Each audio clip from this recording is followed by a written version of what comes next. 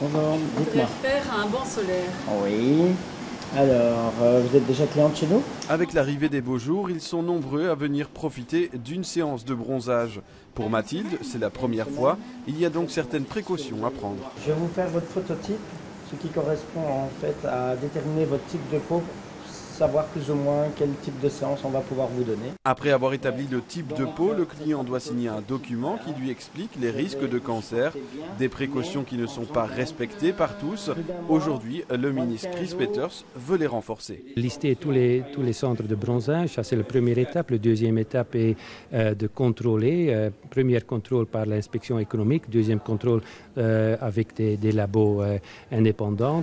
À ces mesures, il faut ajouter l'affichage d'un avertissement à l'entrée de chaque cabine qui explique les dangers liés au risque de cancer.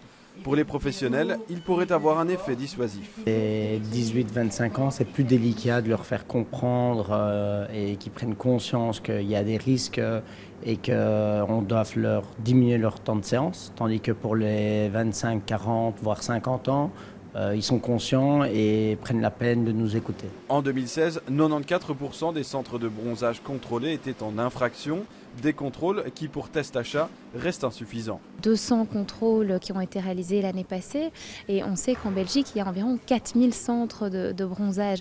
Donc ça reste malgré tout une goutte d'eau dans l'océan.